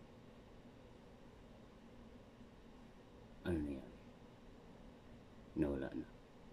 Okay, Ate Rona, you raise your hands or we'll give the opportunity to No. Kuya Manny. No, No pass. Hindi na ako nag-raise. Pinatanggal ko nga yung raise hand. Tanggalin ko. Kuya Manny, sige po. Good evening po. Ay, good morning po. Narinig niyo ako? Narinig niyo? Opo. Amen. Okay. Kung matatandaan po natin, minsan nagpatotoo ako about sa kasama namin mga Muslim. Pangunguna po ng supervisor namin, Pakistani. Lahat sila mga Muslim. Ako lang Kristiyano at isang Hinduism. So habang kami nag-uusap about sa work, and then biglang isiningit ng bisor ko na bakit Manny, ba't hindi ka kumuha ng makakapartner mo rito sa Riyadh? Ibig sabihin, pagdaragdag na makakasama sa buhay. So sinabi ko sa kanila na hindi pa pwede kasi isang malaking kasalanan sa aming mga Christian. So, ibig sabihin, ini-implement nila yung ini-implement nila, gusto nila i-implement yung pinapayaga yung sinasabuhay nila magkaroon ng maraming asawa. So sabi ko, hindi po pwede sa amin yan dahil malaking kasalanan sa amin bilang Christian. Sabi ko, sa kanila, sa inyo, po pwede kasi pinapayagan niya ng inyong pagiging Muslim ninyo, pinapayagan niya. So, dito pinakikita natin yung respect nga. So, but kung papakita natin pagmamahal natin sa kapwa natin, the best na pagmamahal natin sa kapwa natin ay masiran sila ng mga mensahe ni God. Iyon po ang pinaka-the best. Ay makakilala sila kay God. So, hindi naman ito bigla mailapit natin sila kay God, but mahalaga, masiran po natin sila ng mensahe. Kaya nga itong social media, wag mo nating limitahan ang paggamit ng social media. Mas maganda maging immune ang social media sa pagsisil po ng mga mensahe ni God. Kasi hindi po natin alam na may mga taong depressed. Once nakakabasa sila ng mensahe ni God, ay nagiging positibo po sila. Hindi po natin nalalaman yan. Marami na experience ko. Nagpapasalamat po sila. Lalo na doon sa mga distress domestic helper. So, nagagamit po natin yung social media. Iyon pong isang uri ng pagpapakita ng love one another. So, yun po. Amen. Okay. Thank you po. Sige, maraming salamat po. May dadagdagan? Sige, pagsagunan mo sila. Ikaw na. Okay. May tanong si Ate Elizabeth. Meron lang. Okay, ganito po, no? Let us always, like what we're saying, let the Bible always answer the Bible. Because if we try to literally follow yung 1 John, which is chapter verses 10 to 11, definitely we will lose the opportunity to enlighten those people. Let us always remember that we are yung tiga-handle bearer. Light bearer. We are the light bearer, the truth bearer. Now, we are the truth bearer. We should always give the opportunity to share the truth, because the Bible declared the truth shall set you free. No, how could we enlighten those people if we try to close yung door po natin? No? At the same time, during that time, binanggit na po natin sa mga pag-aaral po natin, the custom and tradition po during the time of around 100 AD or 200 AD, normally they always entertain those visitors that will knock on the door. Kaya po sa tradition at sa custom tradition po ni John, showing the respect and also showing the generosity of a person. Yan ang pinakano po nila ron. Especially for those people that bringing the gospel. Kung tawagin po nila yung mga prophet daw po. So we should always entertain them. But look at John said to those, he wrote, those in-address yung letter niya, na even sabi doon, huwag mo i-entertain. No? Close your door, never listen to them, never entertain them, sapagkat ang sabi niya, they are antichrist. So, in order to not to create a conflict between the verses and the other one, like binanggit na po yan ni Kuya, ni Kuya Regan, no? That the Lord Jesus Christ entertained everyone. Why? Because the Lord Jesus wanted to spread the truth. Yan ang pinakaano po niya, kaya ini-entertain po niya. Let's go back again to sa 2 John. It was addressed for the woman and the entire household. Yung pinakaano po niya. Kaya sabi natin, let us always go with the theme ng Bible at nung pinaka-eksena. Kasi from there, you will get the answer ng mga question na yan. Because if you try to isolate the verses 10 to 11 and interpret or you give your idea, it might create also heresy. No? Ang mangyayari niyan, baka dumating yung mga JTGI, pag may nagnanaknagay, nakakita sila ng Mormonism, nakakita sila ng I think nagnagnago, no? Narinig niyo ka? Opo, amen, Pastor. Someone knocking your door, either Mormonism, Jehovah's Witnesses, immediately sabi ng pastor namin, i-close namin yung door para ba nakakita kami ng multo, palayasin po natin. Hindi man to tama. Naging culture na nila yung ma-entertain sa bisita, accommodating. No, yun ang mahirap kasi doon. Baka sabihin natin, napaka-false teacher naman ng pastor niyo. Baka yung JTGI, paratangan mga heretics po tayo. So, how can we solve this issue? Na bilanggit po ni John, at the same time, bilang mga truth bearer po tayo, that we should share the Word of God. Again, you have to go back again for the entire book po ng 2 John. No? I'll go back again sa lady at sa kanya pong anak. No? Ang sabi po dito, because there are some of you na they started magkaroon ng tiwala sa mga heresy. So, sapagkat alam po niya, John knows already that those people that living or maybe attending on that elect lady, natatangay na po ng heresy. Natatangay na ng mga heretics. No? Kaya nagbigay po siya ng warning. So once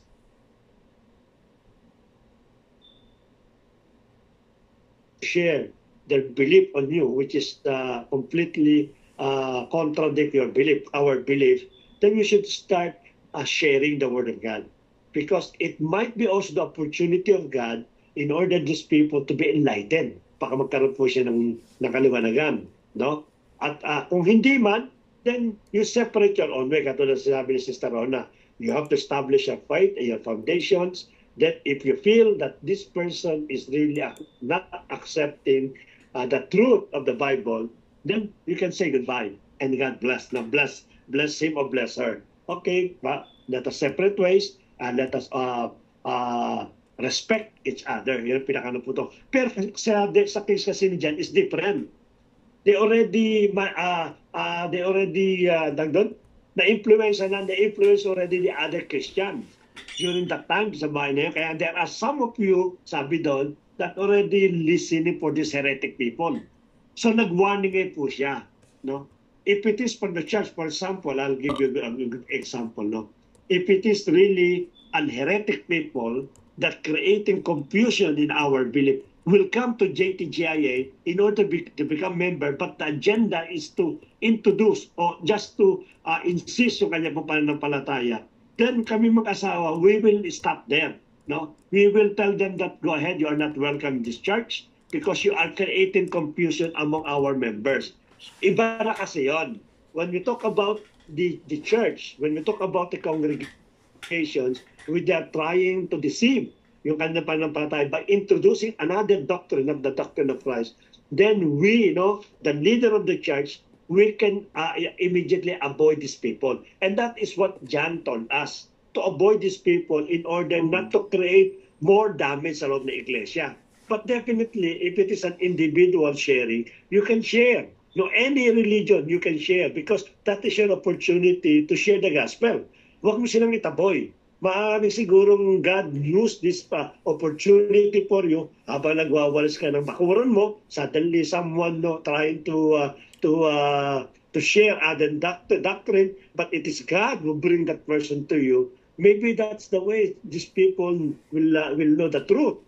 No, maaaring an opportunity, but because meron ka paniniwala at sa sinabi sa 2 John, immediately tinataboy po natin. Hindi po ito ganun ang pagkakaintindi sa 2 John. Let us always understand 2 John in a more perspective and more thematic na idea.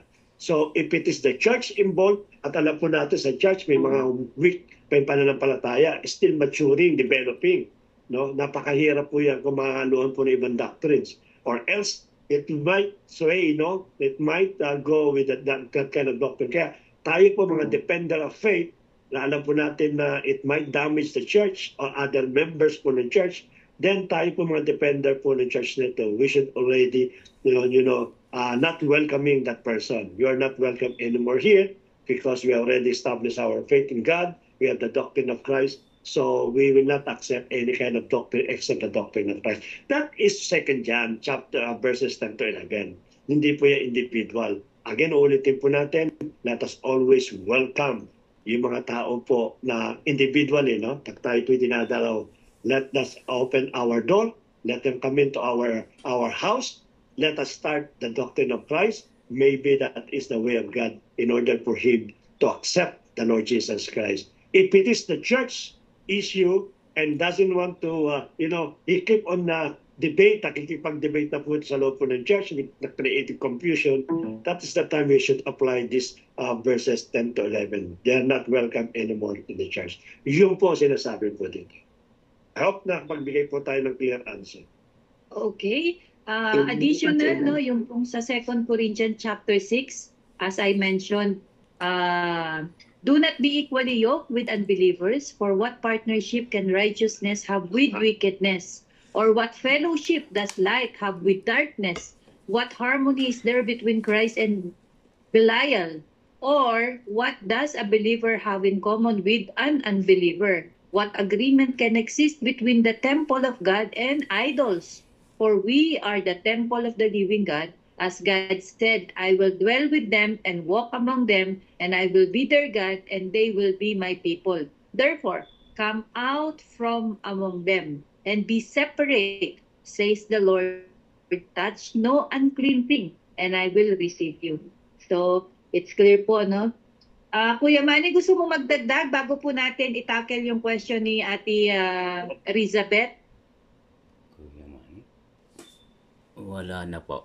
Kuya Manny? Hey, Manny, go ahead. Wala na po. Okay. Sige. Babakod na po yung kamay mo, ha? Ay, naka-raise hands ka po kasi.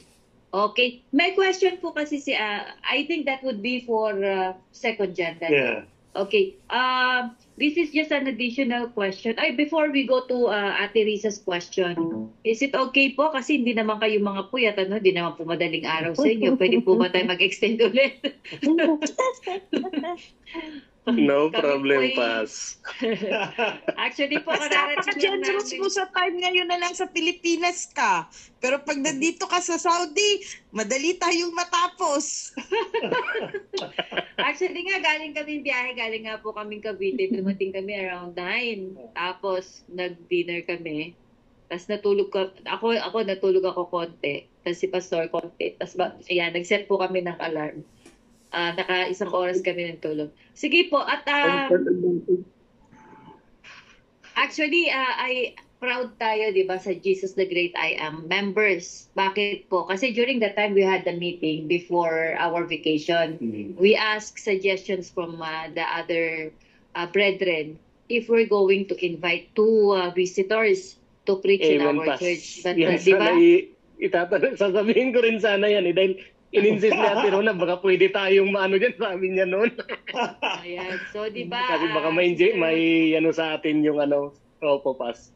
Okay, Sister Rona and Kuya Arnold, immediately says, no, Pastor, I think it's okay to invite from another church if you are around.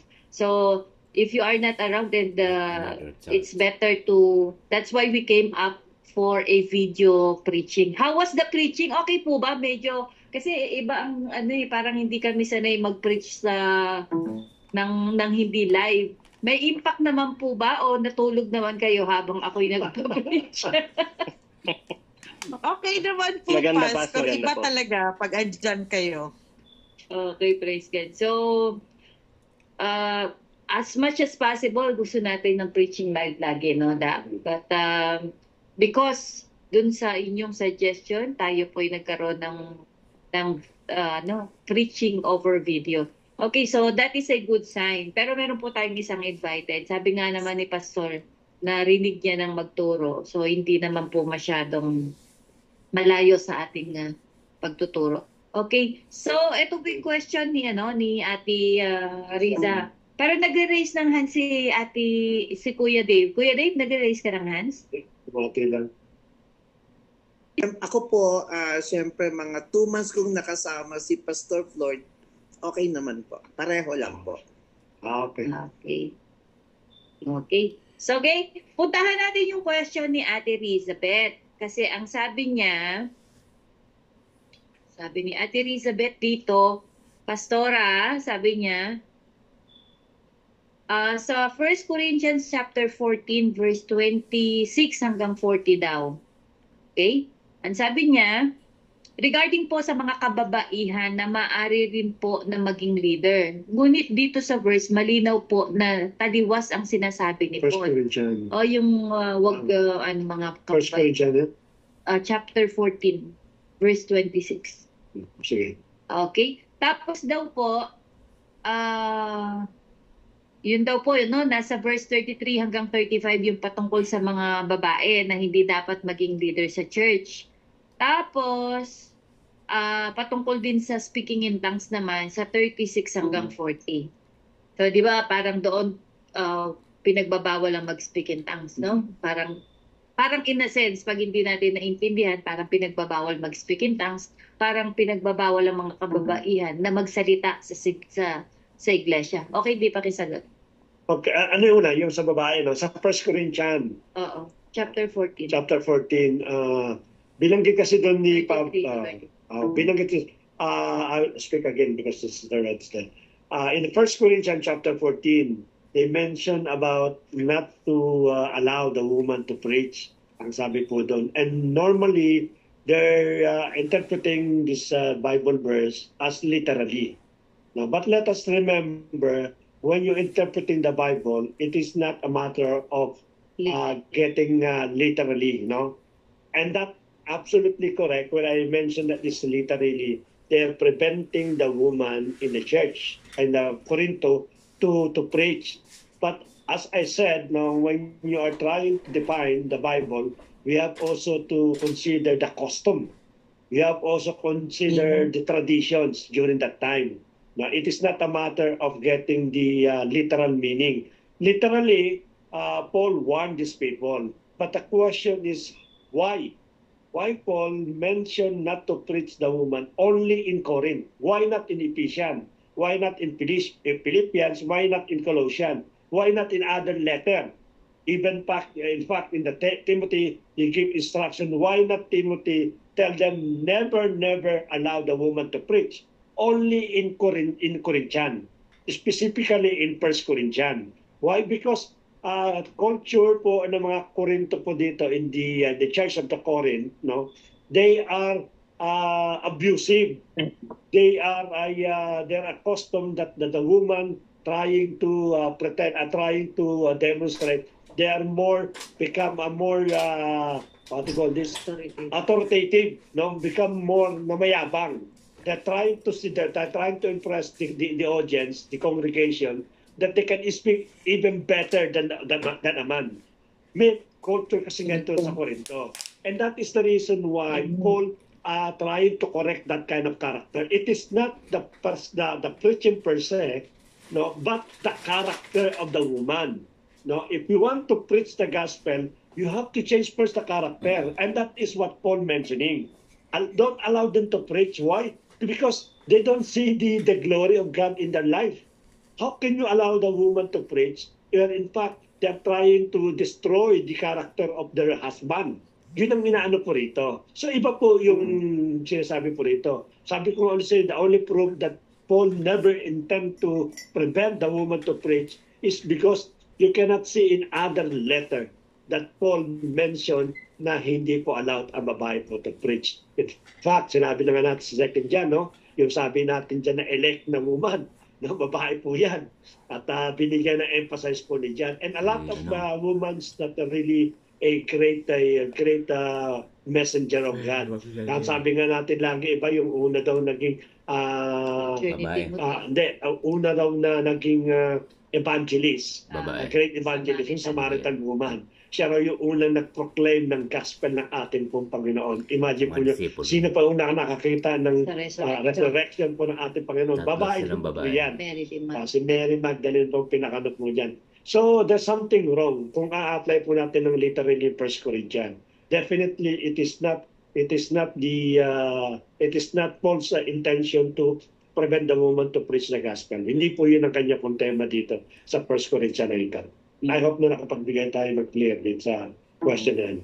Okay, kasi si Timothy, di ba, binigyan pa ng commendation ni Paul yung kanyang lola, si Eunice at saka si pangalan niya? Eunice at saka si...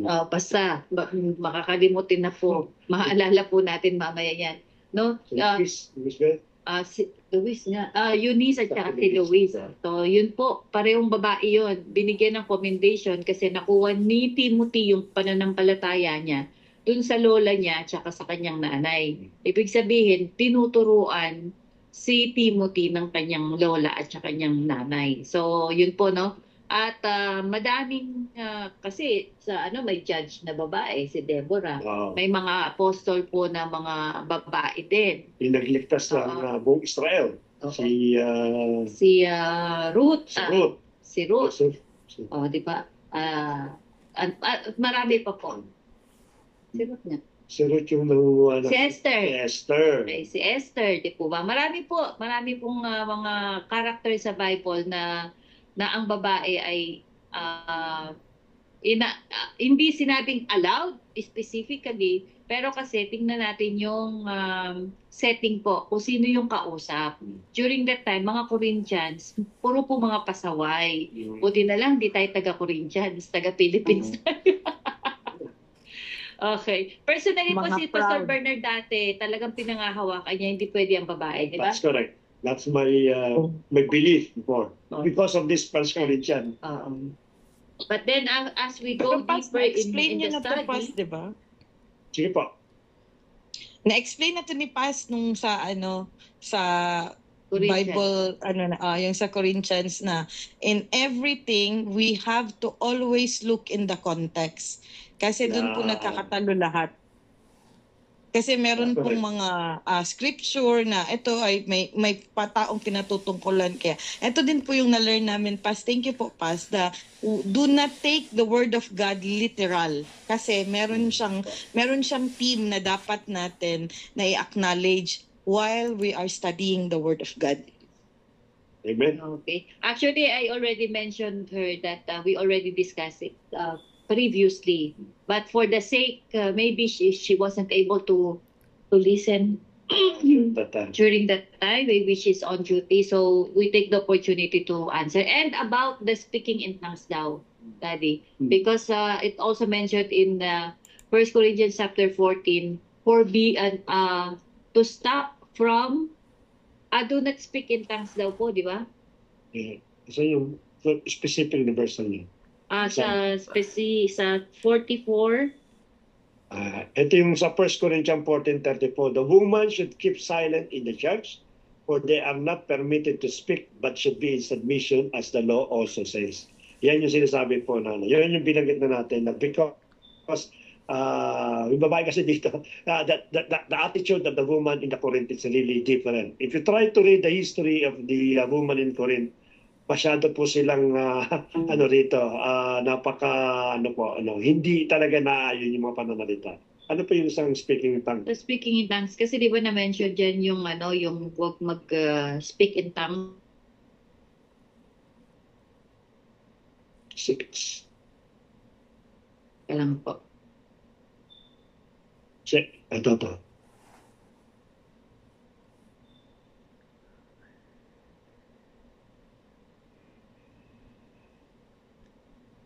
Ito, ewan ko ito sasabi niya, 1 Corinthians 14:28, no? But if there is no one to interpret, let Okay. each of them keep silent in church and speak to himself and to God. That is good. It is already 27 is. 27 ba? Umpisahan mo sa 26. 26 na. Basahin ko pa, no, para mas maganda. Order, actually, ang pinaka-tempo nito, ang pinaka-niya is orderly worship, no? What then, brothers, when you come together, Order. each one has a hymn, a lesson, a revelation, a tongue, or an interpretation. Let all things be done for building up. Again, uulitin po natin, is an encouragement. Kung magpupunta daw po kayo to worship, you have a lot of gifts from the Holy Spirit.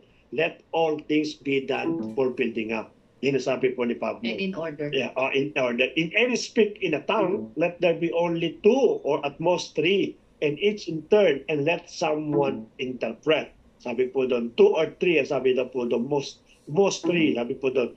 But if there is no one to interpret, let each of them keep silent in church and speak to himself and to God. Actually, at all nyo, ang pinakatim kasi orderly worship because there are some speaking in tongues, really it create chaos sa loob ng church. But it doesn't mean that they are false speaking in tongues, no? But because sometimes the gift of the Holy Spirit, kasi you cannot contend the gift of the Holy Spirit. Pagka yan po, dumating po yan, hindi sasabihin natin na, wait, Holy Spirit, sabi kasi doon sa 1 Corinthians 14:26, 2 or 3, most 3 daw po. Kaya 3 lang ang hindi pa pwede po, no? Dito po binigyan lang po, ang inaano lang po ni Pablo dito is trying to make everything improper. Yun lang po pinakano po niya. But definitely, he never prevent someone to speak in tongues. No, he will not mention these things. No, in fact, at the end of this day, in 1 Corinthians chapter 14, he encouraged everyone to speak in tongues. No, ang sabi niya, but the mostly po na dapat na ma-practice natin is about love. Na bagamat i-emphasize niya po yung love, but ang sabi po doon, don't prevent people to speak in tongues. Ang pinakano po doon. So never po na nagbigay ng instruction si Pablo o si Paul, no, to never practice speaking in tongues. But let us always do in manner ng meron pong orderly. And I do believe in Jesus the Great I Am. I heard some people really speaking in tongues. And it never create confusions. No? Kasi dito kasi, sabi ko nga sa inyo sa Corinto kasi iba kasi yan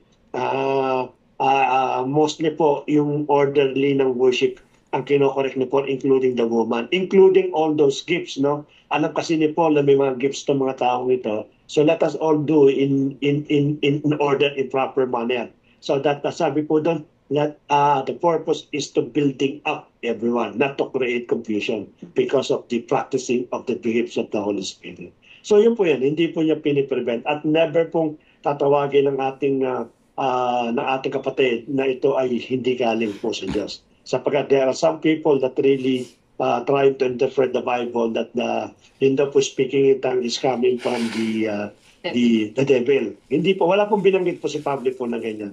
Yung lang pong orderly binanggit lang po niya because sometimes it create confusion po. So inaayos niya lang po yung lahat ng bagay. And also for me, I will try to make it everything in proper manner pagka nagkakaroon na po ng manifestation of the gifts of the Holy Spirit sa congregation. Okay po. So I will read this specifically so it will give us clarity, no? In verse 39 and 40. So my brothers, be eager to prophesy and do not forbid speaking in tongues. So it's clear, no? Do not forbid. It's they are not stopping speaking in tongues. Bakit daw po? So this is the answer 40. But everything must be done in proper and orderly manner. So it's they are not stopping speaking in tongues. Actually, they are encouraging to speak in tongues because when you speak in tongues, you are talking direct to God. Okay, and it edifies yourself. So if there is no one to interpret, it says better to keep quiet. No, better to keep quiet. I mean, you can speak in tongues, but do not speak it loudly if there's no one to interpret it. Ito yung mga panahon na yon during that time. But now, I think, tama nga po yung sabi ni Pastor Bernard. If we see there is a disturbance within the church because of so many speaking in tongues, we ourselves, we can stand and stop. Actually, meron pong scenario na ganyan, no? Umattend kami ng isang church. Ate Rona, you were there, right? When we attended Yes, the po. anniversary, ako po mismo, me myself, I got disturbed with that speaking in tongues. I know it was so there is something else. So ako po mismo na disturb doon. Madi-discern mo. You can discern if it's really from God and if it's not, if they are faking it, you can really distinguish it. So we are yung parang tumatahol pas, no? Oo. Oo, tsaka Yeah. oo, iba talaga siya. Tsaka disturb yung heart ko, iba siya. Iba yung kanya. Kahit si Noemi, basta baka ma-mention ko pa ang pangalan. Na-mention ko. Okay. So meron po mga ganon. So Ate Riza, I hope ayun din lang. Yun lang yun. We gave clarity. So women are allowed to minister in the church, and speaking in tongues is allowed also in our congregation. If you don't have this gift yet, I know naman everyone can speak in tongues, but if it's not yet manifested, wait, be patient, it will come. Okay? At it doesn't mean that when you are not speaking in tongues, you are not spiritual, or you are not anointed, you are not blessed, or you are not saved. Hindi po. Because some churches, especially some of the Pentecostal church, they claim that if you are not speaking in tongues, you are not spiritual. You did not receive the baptism of the Holy Spirit. So, hindi po naman tama yon. Okay? So, I think we already answered that. Ate Riza, commented on the video that you tagged in. Okay, teka, basahin natin kung narinig ni Ate Riza. Para po, kay Kuya Manny. Kuya Manny yun nanonood siya kay Kuya Manny. Kuya Manny, pakibasa nga po yung message ni Ate Riza. Ganun. Teka lang. Wala kasi ako nun. Dito, di ko po alam ang verse, ngunit ayon sa Panginoong Hesukristo, kung sila'y di laban sa atin, sila'y kaisa natin. Yun po. Yun yung po yun, pinagsabihan na kasi nagpapagaling din sila, ginagamit din nila. Nag-priest sila. Oo. Tsaka hindi ginagamit din nila yung pangalan ni Jesus. Sabi niya, nagpapalayas din sila ng masamang espiritu. Okay? And then, pagbabawalan po ba namin sila? Kasi ginagamit nila yung pangalan mo. Sabi niya, wag. If they are not against us, they are for us. So, yun. Okay? Thank you, Ate Elizabeth. Talaga namang mga nagbabasa ang mga kapatid natin. Salamat. So, sige po. Palagay ko, that would be for tonight. Can we ask someone to close in prayer? Parang si Kuya Jomel, gusto kong marinig mag-closing prayer. Kuya Jomel. Hello po. Sige po. Okay po. Okay, let's pray po. Father God, thank you very much for the time for the Bible study. Yes, Lord, please continue to inspire our pastor, Pastor Bernard and Pastor Irene, to preach the gospel, O Lord, and to please also, God, give us an open heart and mind to listen to what is the truth, O Lord, my God. Yes, Lord, again, thank you very much for this time. And this we pray in your mighty name. In your mighty name, mighty Lord Jesus Christ. Amen.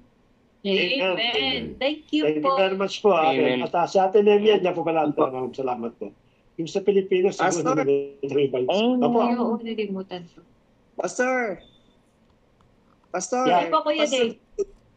Apo, yung may option, yung kailan nyo po ba i-register si Kuya Regan sa car? Saka may nakita ko na may option ako to cancel authorization para si Kuya Regan na lang ang mag-drive. ng Hindi, ako na po abansa. magka-cancel. Mamaya po siguro ka-cancelin ka. Tabi, ilalagay ko sa hearing. Sige Salamat po kayo din. God bless po sa inyo lahat.